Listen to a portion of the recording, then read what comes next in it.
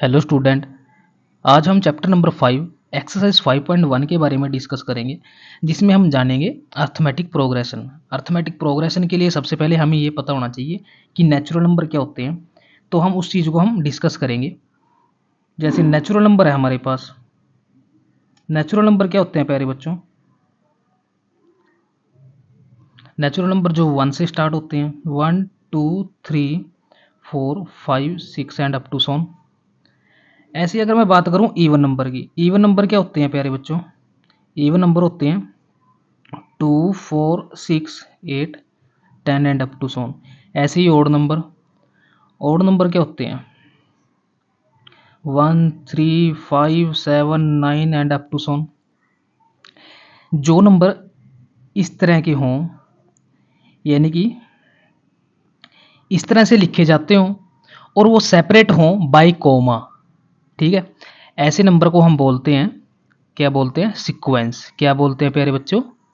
Sequence. ऐसे काफ़ी सारे नंबर हम लिखते हैं जो एक लाइन में लिखते हुए चले जाते हैं, है ना, लिखते हैं ना।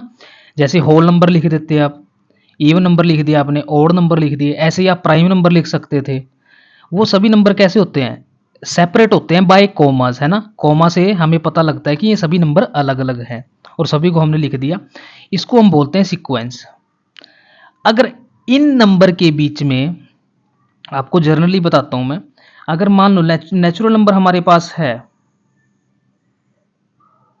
नेचुरल नंबर अगर हमारे पास है, अगर मैं इस कोमा की जगह यहां पे अगर मैं प्लस लगा दूं, ठीक है, तो ये जो नंबर बन जाते हैं ये क्या हो जाती है? सीरीज। क्या बोलते हैं प्यारे बच्चों इसको? सीरीज। ठीक है, तो इस चैप्टर में हम सीक्वेंस के बारे में बात करेंगे और सीरीज के बारे में भी। सीरीज का मतलब एडिशन के बारे में, सम के बारे में बातें करेंगे, है ना। तो इसी तरह यहाँ पे भी प्लस लिख सकते हो, यहाँ पे भी प्लस लिख सकते हो, तो ये सभी नंबर क्या कहलाते हैं? सीरीज। ठीक है, यही अब हम क्लास 10th में हम बात करते हैं एक जो होने वाली है अर्थमेटिक प्रोग्रेशन के बारे में। तो अर्थमेटिक प्रोग्रेशन क्या होती है?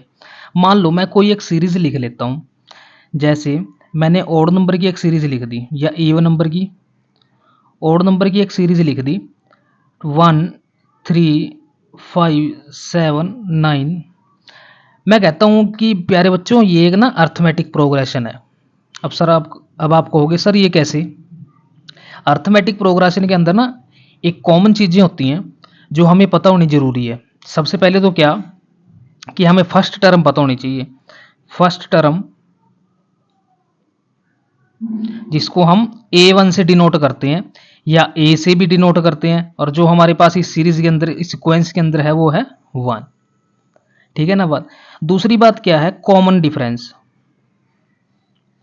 कॉमन डिफरेंस, कॉमन डिफरेंस क्या होगा? अब कॉमन डिफरेंस कैसे निकालते हैं? कॉमन डिफरेंस को हम डी से डिनोट करते हैं, ठीक है ना बात। और निकालते कैसे हैं? मेरे को पता है कि जब ए में मैं कुछ भी ऐड कर दूं, जैसे ए था ना मेरे पास, मैंने इसको ए कंसिडर किया था, ए में मैं अगर इन दोनों के बीच का डिफरेंस ऐड कर दूं तो मेरे पास नेक्स्ट टर्म आ जाएगी जिसको हम क्या बोलते हैं, या इसको बाद में पढ़ेंगे, पहले हम डिफरेंस ही बता दें आपको। डिफरेंस आप कैसे फाइंड आउट करते हो?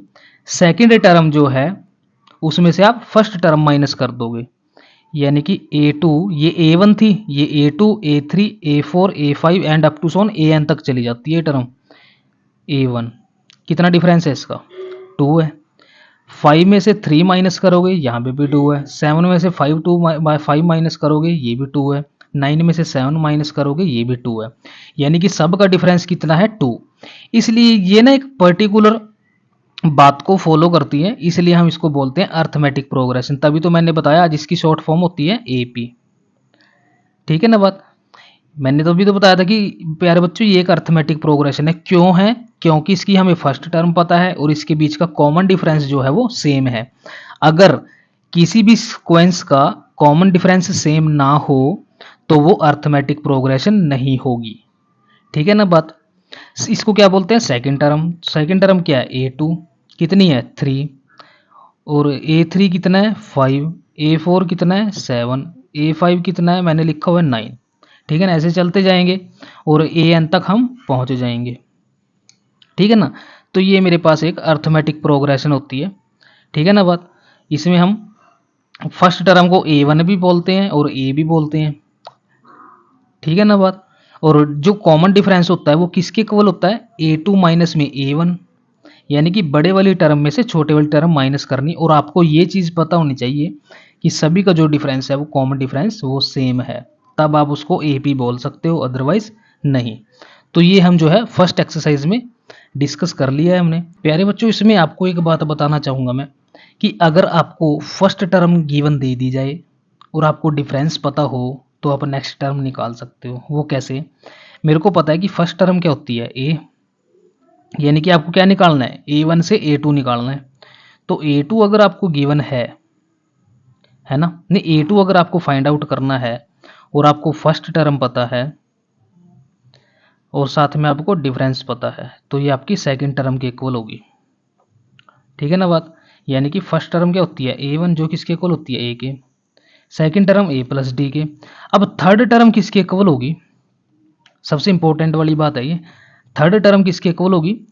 थर्ड टर्म जो होती है वो होती है A प्लस में, एक तो D यहाँ पे ऐड किया था, एक D यहाँ पे ऐड किया था, कितने D ऐड कर दिए, 2D, ठीक है।